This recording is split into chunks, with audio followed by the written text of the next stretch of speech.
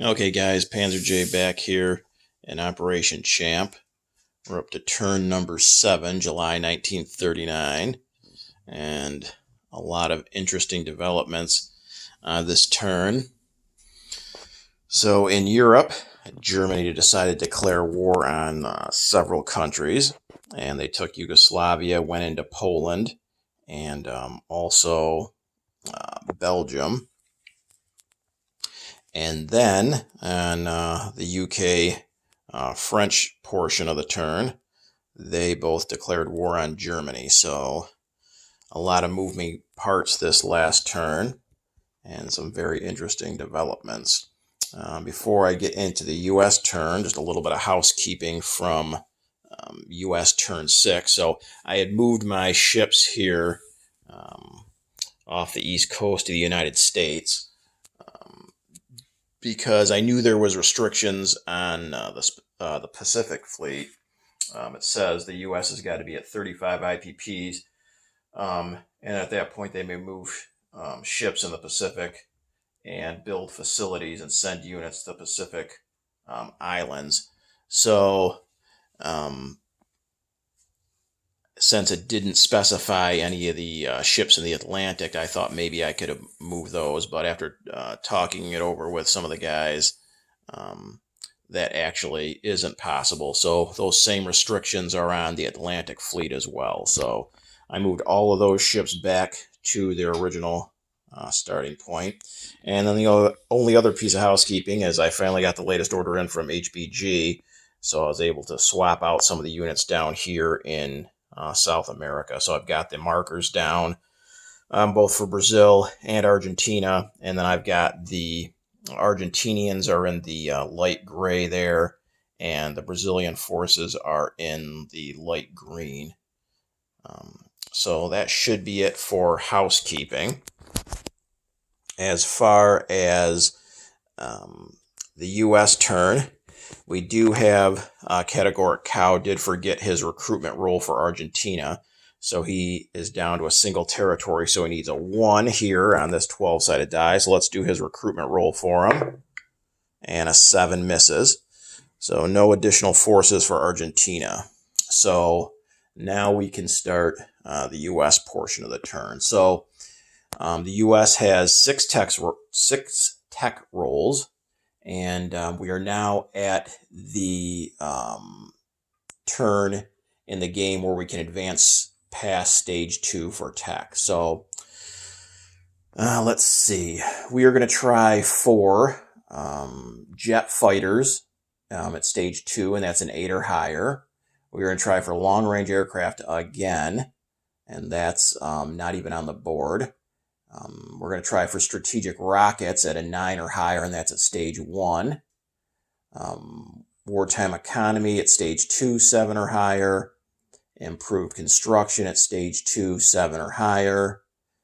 And we might as well try for heavy bombers at stage 2, 9 or higher, because that's another one of our victory points.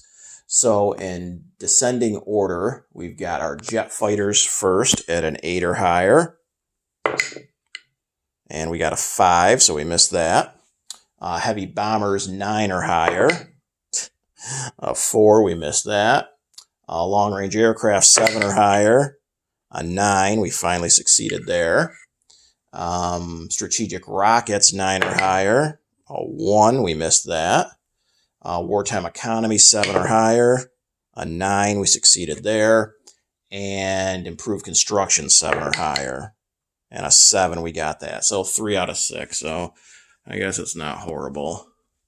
A lot better than 1 for 6 last turn. So we're on the board with long-range aircraft. And then we move up to stage 3 for wartime economy. And stage 3 for improved construction. So we've actually fallen behind the Germans now in terms of stage 3 tech. So the U.S. hasn't been so good the last couple of turns for tech rolls. So on to purchases for the U.S. We've got $33 to spend, and we're going to spend 12 of it. Okay. And for $12, we're going to buy a militia, and then we're going to lend lease the British a fighter. We've hit the 15 IPP threshold to be able to lend lease units to a country that's at war with a major power. So, and clearly the UK is. So we're going to send them a fighter. And then for the KMT, we're going to purchase 2 more cavalry for our full $6. And that's it for purchases. So for attacks, I'm really on the fence with this attack. I'm not sure, but a chance to end things in South America, I guess we're going to roll the dice and take our chances. So down here in Buenos Aires, Categoric Cow has 2 fighters and 2 infantry, and he is in a city. So his 2 infantry will go up from 4 to 5s. I'm going to go in with this infantry from this southern territory here. Also in Gran Chaco, I'm going to come down with 3 infantry, a artillery, a cavalry, and a fighter. So even though I have nearly double the units, he's defending with 2 5s and 2 6s. So it's actually just about a 50-50 proposition. This cavalry up here in Pampas can't reach because of the jungle reducing its movement there. So let's go ahead and put our units on the battle board. I'm not going to put his units on the battle board, just his 2 infantry are 5s and his 2 fighters are 6s. So we've got a fighter and an artillery. So artillery is first strike at a 3, a fighter is a 6. We've got 3 of our 4 infantry will be attacking at 2s. And then we've got an infantry that can pair with artillery to move up to a 3. And our cavalry is a 3. So that's going to be the battle. A 6, 3 3s, and 3 2s against 2 5s and 2 6s. And that is going to be our only combat this turn. The KMT is not engaging in any combat. So let's go ahead and roll this. So there's fighters involved in the battle. So for this first round, any casualties a fighter inflicts has to come off an enemy aircraft. So I've got 1 6 and a 3 does hit. So he's going to have to lose one of his 2 fighters. Okay. And then I've got my artillery first strike at a 3 or less. And a 2 does hit. So he will lose an infantry, and that guy is dead. He will not get to fire back. And then I still have 2 more 3s, the infantry that paired with the artillery and a cavalry. So 2 3s. And we got a 3 and a 12, so this battle's going much better. So he loses another infantry, and he's now down to a fighter. I've got 3 infantry left at 2s, and a 4, 11, and 6 miss. So he's got a fighter left. Okay. So he's got his 2 fighters at 6s, and if he does get a hit here, I have to take my fighter as a casualty. And he's got a 5 and a 9, so he's got 1 hit. So let's take his dead fighter off the board. I will lose my fighter. Okay, and then of his 2 infantry, 1 of them was a casualty at a first strike, so that one doesn't get to fire back. So he's got 1 infantry left at a 5, and a 6 misses. So he should be down to just a single fighter here on round number 2. So I've got 3 3s, artillery, cavalry, and a paired infantry.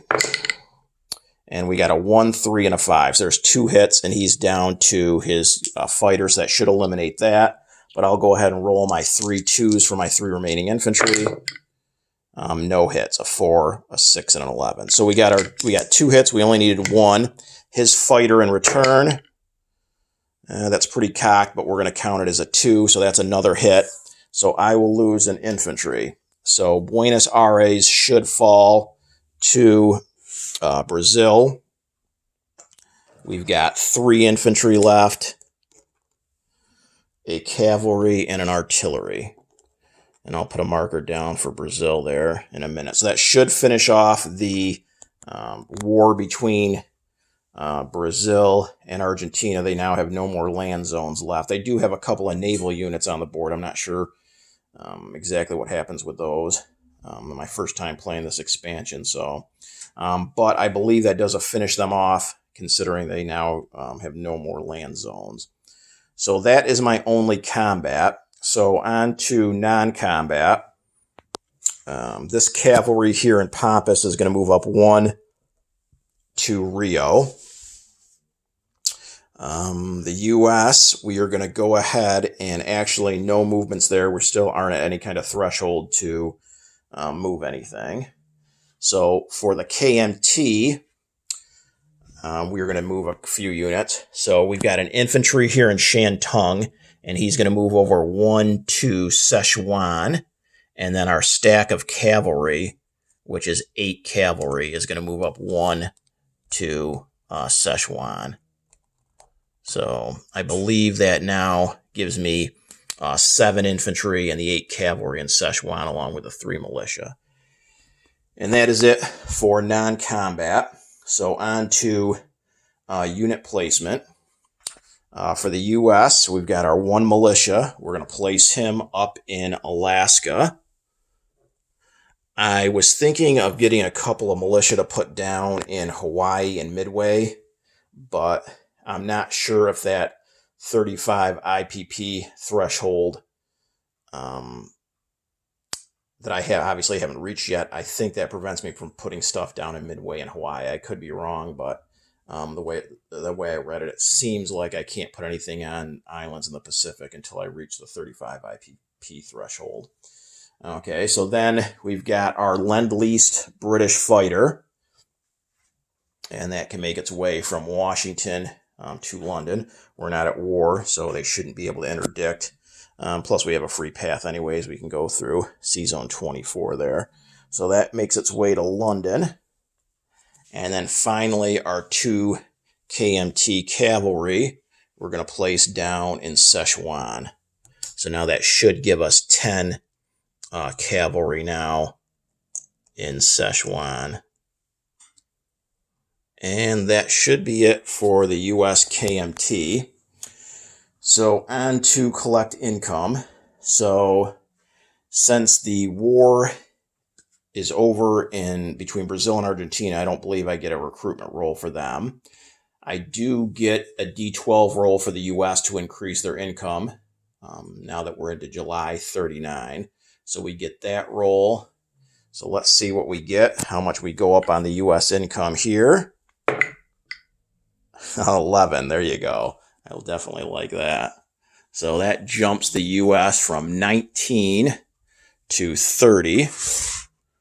So that will help out a lot. There were no other actions this turn, I don't believe, that bumped up the U.S. income at all. So that should be it. So for collect income, we've got the U.S. at 30, and they saved 21. So that will give the U.S. $51 to spend next turn. And then the KMT spent their full 6, and they're still collecting 6. So that's what they'll have. So 51 for the United States and 6 for the KMT. Make sure you guys check out Categoric Cow's turn. He is on a Board Gaming Bros channel. So to watch his Italian turn and then follow that up with Germany on turn 8.